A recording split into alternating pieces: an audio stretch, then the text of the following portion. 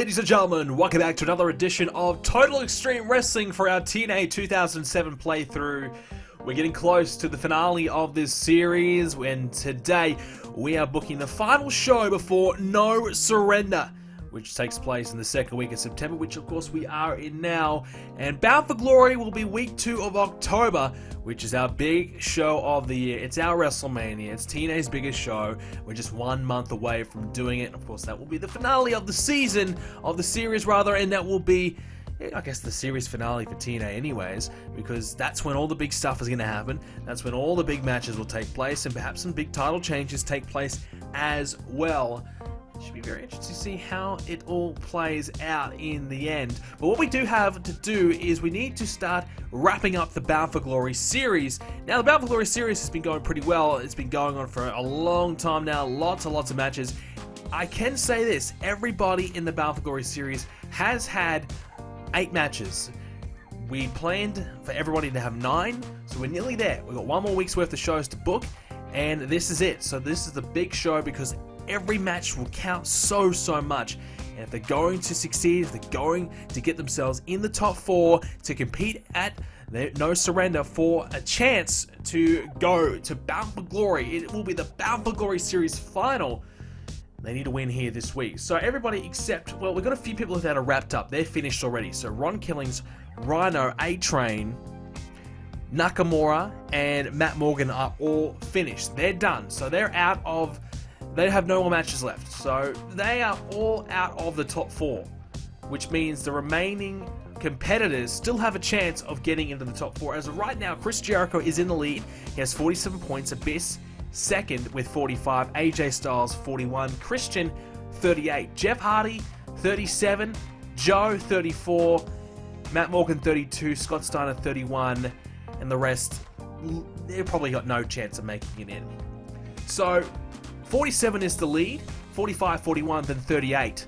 So that's where we're at right now. So it is possible that, you know, the likes of Jeff Hardy, who's 1 point outside, Samoa Joe, who's 4 points outside, can make it into the final. Scott Steiner is a slight chance. He'd have to win by submission, you would think, to make it into the top 4 and hope the results go his way. Very unlikely he'll make it, but he's still a chance of getting in there. We'll have a look at some of the results in the recent weeks. So we had a one-night only show in London. We followed up with Impact as well, where we had Abyss defeat Chris Jericho in the main event. 98 rated show, 95 overall for the show, but 98 rated match, I should say. AJ Styles beat Shinsuke Nakamura, only 79 in the end. It was face versus face. Lita and Beth Phoenix teamed up to beat Melina and Christy Hemme. A rare loss for Melina, but a big win for Lita. Homicide defeated Roderick Strong one-on-one. Christian defeated Matt Morgan in a Bound for Glory series match as well.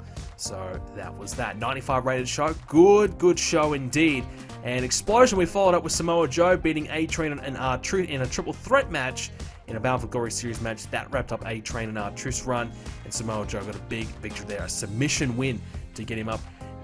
Park and Tanahashi teamed up to beat Romero and Low Key as well, and Austin Aries defeated Chavo Guerrero. So that's kind of where we stand at the moment with our Bound for Glory series. So like I said, we've got this week's worth of shows. We've got a number of guys who still need to have one more matchup. They're going to have that match, and obviously from there we'll move into the No Surrender PPV, and that'll be it. And that'll be the end of the Bound for Glory series. The finals. So what happens if you missed last year's Bound for Glory series? Not last year, but in game time last year's Bound for Glory series. But if you missed that, the top 4, they compete. So 1 versus 4, 2 versus 3 in 2 singles matches. The winners of those 2 matches take each other on in a final, and then the winner of the final has a title shot against our current TNA World Heavyweight Champion at Bound for Glory. That's where we're at right there. So at the moment it is Muhammad Hassan as the champion. You can see this prestige has dropped a little bit. Muhammad Hassan hasn't had the best of runs as of late. He had a strong start to his run, including a big 99 rated match against Fallen Angel. He had a couple of really good matches there, but he dipped away after that when he started feuding with Jeff Hardy. Had an 86, had an 84. He had a match against Goldberg. We knew that wasn't going to be that great, but we felt as though it was a good option anyways to do for, to advance storyline and give us a unique match. That was 75. Then he had an 88 rated match with Jeff Jarrett, which is a little bit better, and that was at Hard Justice, our last pay-per-view. So Hassan's dipped away a little bit. He's been a little bit disappointing, but whoever wins the Battle for Glory series has a great chance of beating Muhammad Hassan going forward, so we'll see that. Obviously, as well as that, we've got the World Tag Titles. America's Most Wanted have the championships. This is the second time, I believe, they've held it throughout the series. X Division, it is currently Alex Shelley, who is now a two-time champion after beating Jay Lethal for that title. And then we look at our Alliance titles as well, heading into the Bound for Glory season, I suppose. Matt Morgan, the global champion, he's a three-time champion. That's basically has been because he's lost it to Harry Smith recently. That was never really meant to happen. Nakamura was never meant to win it originally. It was always meant to be Matt Morgan, but Nakamura had it for a few months there. So yeah, it's been an interesting run. Utilizing the championships in our developmental and as a part of our main roster. It's something I've never done before, but it's been interesting. The only woman who hasn't really had a surprise loss or anything like that has been Melina, who's about to approach a year-long championship reign. And Melina, well, there's no one else anywhere near her level. She has been incredible. You talk about great champions throughout the series. Melina has been exactly that. We brought her in. She had low 60s pop. She's risen up to the 70 mark nearly, despite really having no one else to really help her get there. She's just gotten there on her own. She's had an incredible run. 25 wins, 3 losses. The only, before our recent match with Impact, she only had 2 losses. So she's been terrific. Averaging 74 as a woman is really, really good. I think she might be one of the best women rated in the game. So she's had a tremendous, tremendous run, and you have to respect her. And surprisingly, there has not been a title change. She hasn't lost to anyone. So thank goodness the game hasn't screwed us over there. And now that I probably said that, I'm sure there's going to be a title change next week coming up. But I probably shot myself in the foot there. But let's hope that doesn't take place, and let's hope she can make the year-long title reign and get to Bound for Glory. And will she hang on to it? We'll see. What we're going to go ahead and do now is going to go ahead and book the final Impact before No Surrender. We're going to take a look at it. We'll see what we've got. Obviously last week as well, we last time we saw an episode of the series, we signed Brock Lesnar on a trade deal, I guess you could say, a loan. And we're kind of, wondering what some wrestlers that he could take on. Abyss was one, AJ Styles was one. I think someone even said Scott Steiner or even Goldberg. So there's a few little options there that we've got. It depends how you want to bring in Lesnar. I think you got to bring him in as a heel. If he's going to be an outside guy, I think you want to bring him in as a heel. And if someone like AJ Styles doesn't win the Bound for Glory series, he's a good chance. He's certainly going to be in the top 4 by the looks of it. He's got 41 points. I don't see anyone taking him out of that unless he does not win this week. There's a good chance to stay in that spot. He could win the Bound for Glory series and be that opponent. Maybe it's Chris Jericho, who's one of the other top faces. So you'd probably want one of the best faces we have in the company right now to take him on. With the likes of Steiner and Sting, these are more legends of the company, but they're more on the heel side of things. I think bringing Lesnar in as a heel and taking on one of our top faces would be the way to go. But that'll be Bound for Glory, and that'll be Lesnar coming in, and we'll see how that all happens. But for now, we have to book the final week of Impact before No Surrender and the final matches of the Bound for Glory series. I think we might do some kind of maybe tag team or maybe 6-man fatal 5-way, something like that to get everybody involved, and whoever wins the match kind of gets a huge win. So maybe the remaining guys, I think there is 7 guys left, so that wouldn't quite work. You can only do a 6-man. So maybe we do the top 4 gets a match against each other. Maybe the bottom 4 gets bottom 3 rather, who has a match left, maybe have a match. I don't know. We'll have to think about it. But that's some of the ideas we've got. Maybe a multi-man match, or maybe we just do singles matches. I don't know. But hopefully we can have a good show, a strong show heading into No Surrender. We still have other storylines as well. That's one of the difficulties of having the Bound for Glory series and having to rush so many matches, is we haven't really been able to concentrate on other storylines. Even on Explosion, we've struggled to kind of squeeze everything in every single week. So that's something we might have to try and address this week, is try and squeeze in some of our storylines, especially the world title situation as well. But we'll leave it with that. We'll go ahead and book the show. We'll show you the results. Okay, Impact is all booked. It's the final week before we move into our next pay-per-view, and let's see who comes away with a Bound for Glory series victory. We started the show with the 7 men remaining in the series who have a legitimate chance of going on to be a part of the Bound for Glory series finals. 9 unrated there: Steiner, Abyss, Styles, Christian, Jeff Hardy, Samoa Joe, and Chris Jericho were the men involved. We had a triple threat match between the 3 guys who are currently underneath the bottom four. So Jeff Hardy, Samoa Joe, and Scott Steiner. Surprisingly, Scott Steiner got the victory thanks to a distraction by Sting, so the main event Mafia coming out to help Scott Steiner win. He picked up the victory and actually gave him 38 points, which is equal to Christian at the moment. So he's equal 4th with that victory. Jeff Hardy, 37, misses out by 1 point. That is harsh. But yeah, Steiner gets the victory and has a chance of getting himself in to the top 4. Can he do it?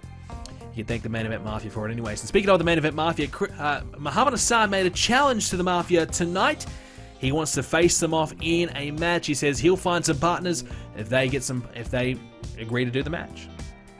97 rated for that. The Addiction got a victory over the Insane Asylum just to advance this tag team storyline. Kazarian needs a bit of a gimmick, a freshener up. So yeah, to advance this tag team storyline, give them a victory to make them more in contention for the championships. We had a video hyping up Lashley and Goldberg. Just wanted to keep that storyline moving along before Bound for Glory. I know it's difficult because we've stretched this out. They haven't even had a match since Slammiversary. It's been very difficult to stretch it out, but surprisingly, the storyline keeps going pretty well. Pretty well. We had an 82 rated segment with Lita, Sarah Del Rey, and Kim Kong taking on Melina, Christy Hemme, Rebecca Knox, and Natalia. And it was a tag team matchup, a women tag team match. 82 for a 8-woman tag is great. Sarah Del Rey 53, Awesome Kong 73, Gail Kim 75, Lita 76, Natalia 74, Rebecca Knox 70, Christy 55, Melina 86. Not bad actually. Look, these are the matches that you want. We've struggled throughout the entire series at getting our knockouts popularity up. They get involved in big tag matches like this that's actually successful. It can only help their popularity, so it's a good move. And of course, Melina this week got the victory, getting a bit of payback after losing last week to Lita. Matt Morgan had a hype up for his matchup with Nakamura, so that I don't know. I'm debating if I'll do that at No Surrender or if I'll try and drag that out for Bound for Glory. I think I might try to drag that out. That's also been a long-term feud between those two as well. That tag team match we spoke about, the main event Mafia teamed up to take on Hassan and Team 3D, so Scott Steiner had to pull double duty. It didn't last that long though. It was only about a 13-minute match until the main event Mafia got themselves deliberately disqualified to continue the attack on Hassan and 3D. Steiner 79, Jeff Jarrett 94, Sting 68, Brother Ray and Devon were good in the 80 mark. Muhammad Hassan 99. Wow, that's good from Hassan. Damn. So Sting was a weak link, 81 rated, and then they had the attack afterwards. So the main event Mafia decided, you know what, let's use our numbers advantage. It was a 4-on-3. They beat them down, sent a bit of a message to Muhammad Hassan. Now I was actually tempted to make Sting and Muhammad Hassan the matchup for the next pay-per-view instead of Jeff Jarrett, considering that Jarrett already had the opportunity. So you could either go with Sting or Ric Flair, for that title shot. I'll let you guys decide who it should be. Should it be Sting, Jarrett, or Ric Flair to take on Muhammad Hassan? We've already done Jeff Jarrett, so we switch it up, do something a little bit different. If it's Sting, of course, the match won't be as good. Ric Flair, who knows? Probably won't be as good. I'd say Ric Flair might be worse than Sting in the ring. Jeff Jarrett would get the better quality match, but we've already done it. So something different or something better. In the main event, 99 rated, so it was the top 4 in the Bound for Glory series. I was hoping this match would be good, and it was. 99 rated. Didn't crack the 100 though. You think this would crack the 100. Chris Jericho 95, AJ Styles 94, Christian Cage 95, Abyss 97. And this was basically the match, the top 4 guys competing. In a way, it was a match to determine placing. All 4 guys had already qualified. Scott Steiner was equal 4th, so if Christian had a 1, he was currently in 4th. He would have made sure that Steiner was not going to be in the finals, but he didn't win. Chris Jericho won. He was already in first place. He's advanced out a little bit further in first place. And as it currently stands with the Bound for Glory rankings, We've got Chris Jericho in first, Abyss second, Styles third, Christian fourth, and Scott Steiner in fifth. So Christian and Scott Steiner are equal. I guess one way I was going to determine is who's had the most victories, but they've both had the same amount of victories. So I think the only way to determine is on this week's Explosion, Christian versus Scott Steiner. Actually, I don't know if Scott Steiner will be able to work B shows. We'll have to double check that. But I think Christian and Scott Steiner, whether it's on the Explosion or on the pre-show of the upcoming pay-per-view, whatever it's going to be, will take on each other and have a matchup there. But if Christian does win, we'll have Chris Jericho versus Christian as one of the Bound for Glory Series matches, and AJ Styles versus Abyss. Two huge matches, and the winners of those matches, let's say Chris Jericho and AJ Styles win, well, they'll take each other on in the final of the Bound for Glory series at that pay-per-view. So that would be huge. Absolutely huge. So two big matches there in the Bound for Glory series. But Scott Steiner could potentially squeeze his way in and remove Christian from the title, well, the Bound for Glory series hunt. Overall, 96 rated show. So back-to-back 96s. And that's how you want to close out the Bound for Glory series right there. Happy about that. That is for sure. So a big main event that always helps, and a 96 rated show is probably about as good as you're going to get without musical acts and celebrities and things like that. So as we've now come to know, so that's a hell of a show. You've got to be pretty happy with that, and let's hope we can keep the momentum building into, of course, our next pay-per-view. So I want to have a quick look at Bound for Glory from the previous year and just kind of compare to see where we're at right now. You look at the Bound for Glory, it was the main evented by Christian and Muhammad Hassan, which was good. They obviously lacked chemistry and it kind of brought it down a little bit. But, you know, Abyss and Sting in a casket match, Joe and Styles was strong 95. But I'm looking at it, Jeff Jarrett and Goldberg was not that great. You know, the tag match was not that great. You know, it could have been a lot better. And I'm looking at it right now, and I really believe where we're at, I think we're really on track there to quite comfortably beat Bound for Glory. And that's probably my goal at the moment. I want to beat Bound for Glory from last year. And obviously, as we looked at it, 94 rated show, I think we can beat that. I think we can. You know, Genesis was 89 and Turning Point 87 to follow it up. You know, that kind of says, okay, we had a good show, but we didn't really follow it up that well. So perhaps this year, you know, let's try and hit that 100 rated. You know, we might do what we've been doing in our other series, and what we've learned, that if to get that 100 rated, you kind of need to, you know, spend a bit of moolah and get some celebrities in. You see the difference. C-list to B-list is incredibly different price. You know, same with minor band.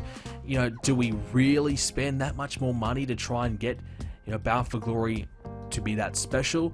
You know, we did take a look at our finances, and you can have a look at our finances here. You know, we've certainly improved in our situation. Look, this time last year, we're gaining about, you know, mid 400,000s to 500,000s profit. At one point, we dropped to 200,000, 300,000 a few other months. But you look at the last couple of months, 900,000, 1.1 million. Now, that was because we had an extra pay-per-view, the one night only show, but it is improving. It definitely is improving, and because of that, I feel like we're in a really good position right now to truly capitalize on the popularity that we've got. And let's take a look at our popularity and the size. Well, we're currently at, you know, mid-70s in importance, with 81 in New England and 82 in Tri-State. Now, our raw popularity is straight 82, with 83 in the Southeast. So you look at our importance, mid-70s across the board is strong. And then we have two very good regions. You know, Central Europe is strong as well. That's good to see. Compare that to WWE.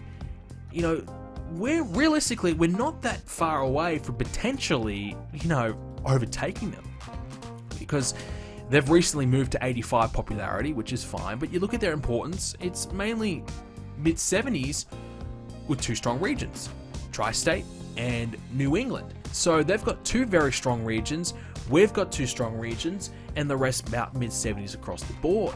You know, maybe mid-South 81's a bit stronger as well for them too. You know, internationally, they're way better than us. A terrific, you know, way better position than us. And you look at them, they've improved in Canada, Mexico, Japan, they've become huge there. British Isles, they've really improved there. Europe is the only region they haven't really cracked. Australia, they've really improved there as well. Whereas we haven't really been able to capitalize and really grow in those markets, which has been a bit of a shame. But, you know, that's just is what it is. But, you know, we're in a good position right now, and heading into Bound for Glory, I really believe we have a fantastic chance of truly making it not as the #1 company by the end of Bound for Glory, but look, if we'd continue the series, I'd say probably 6 to 12 months we would be #1 company, which is incredible to think about. TNA being the #1 company in the world. You know, even our developmental, you know, we've got some great talent down there that could really be big for us in the future. You know, look at the roster now. We've got, you know, some big names to the ranks. You know, we've done a great job with TNA, and I suppose this episode's a bit of a reflection episode, but we've done a great job. You think about it, Abyss, when he started, what was he, 70s or 60s? I don't know, but, you know, he has maintained high 90s. You know, he's been brilliant. You know, Styles, well, AJ Styles, we struggled to get him into the 70s for a long period of time. You can see a year ago, he was 70, now he's 90, 88 across the board. It's, you know, some guys have just exploded. Other guys have exploded when we haven't even really tried, like Lashley. We brought him back from, you know, MMA. He was 75. He comes in, and now all of a sudden he's mid-80s. Out of, you know, already. Muhammad Hassan, we plucked him from WWE, and he's gone. You know, he's had a tremendous run this last year. He's been the top guy. You know, whether you like him or not, he's had a good reign. He's, you know, performed very well individually. Perhaps hasn't had the match quality to back it up, but you can see he's averaging 89. He's only had 11 matches, 12 matches all year, which that's not a lot, is it? He probably should be wrestling a little bit more. He's really only wrestling on pay-per-views at this point, not really wrestling that much on Impact. So I guess that 6-man tag was a bit rare for him. But yeah, so he's had a tremendous run. He's performed really well individually. So he's been great. We picked up some old-timers too, but we still have the TNA foundational guys like Joe, like Styles, you know, like Abyss, Daniels, America's Most Wanted. We still have the heart of TNA, whilst also picking up some really big names outside of TNA and creating a few of our own names as well. So it's been a tremendous run, and I think we've had a great time doing it. And now with just the next episode will be the pay-per-view. We've got Explosion as well, which is just going to be basically a one-match show with Scott Steiner and Christian. Christian will probably win that match. So we've got that. And then we've got, obviously, you know, Surrender and then Bound for Glory. So it's going to be a big couple of episodes coming up soon as we get it. You know, we come to a close to the series, but I guess looking back here today, it shows that we've had a lot of success in such a short space of time. We've, you know, only played nearly 2 years of the series, and we've taken a roster filled with potential, and we've created and capitalized on that potential and really been able to make TNA great. So I've been really proud of what we've been able to do here, and I hope you guys have enjoyed the process and what we've been able to accomplish. I know looking back, we probably should have had a few more world title runs, you know, instead of having the belt locked up on the two guys most of the time. But, you know, that's just the way I kind of wanted it. I wanted to make the TNA world title as prestigious as I possibly could, and make the person who holds it truly the top guy in the company. And I just thought that was the way to go. And it's rather than flip-flopping the title around and giving everyone a run, I just wanted to kind of pick a couple of guys who I really believe were great and build the company around them, and that's what we've done. And I think Christian was very successful with his title reign. Muhammad Hassan, you know, has fallen off a little bit, but I think he's done a good job as well. And I've been happy with the tag division. We've obviously had some great matches in the tag division, lots of 99s there. But I guess looking back, have we had a 100 rated match in this series? I don't know. I mean, we've obviously had some good ones. Let's have a look. So we've only had 99, so had a lot of 99 rateds, including the Fatal 4 we just had. Haven't cracked the 100 mark. You know, will we be able to crack the 100 mark at Bound for Glory? That's probably the last thing we need to tick off, is to have the match of the year at Bound for Glory with 100 rated. Is it possible? Can we do it? I don't know. We'll have to find out. Well, ladies and gentlemen, thank you again for joining us for an episode of TNA. I promise to get the next few out a little bit quicker than usual. I know I'm kind of doing like one a week at the moment. But Bound for Glory, I'm hoping will be epic. I'm hoping you guys enjoy it. And let's see. Oh, hang on. Mickie James was not offered a contract from WWE. That's interesting. So WWE didn't want it. Oh, jeez, we're going to swoop in and take her, aren't we? Jeez. You know, you don't let a talent like Mickie James go. You know, look at that. You know, the 60 marks for wrestling, 60 for brawl, basics 90, good psychology. Man, gee, she'd come in here and she'd probably be outperforming Melina 100%. 100%. She'd be amazing. Alright guys, thank you for watching this show. I hope you enjoyed it. Leave a like on it. As always, 100 likes equals another episode. Thank you for watching. Subscribe to see more. Bound for Glory is coming up. I'll see you in the next one.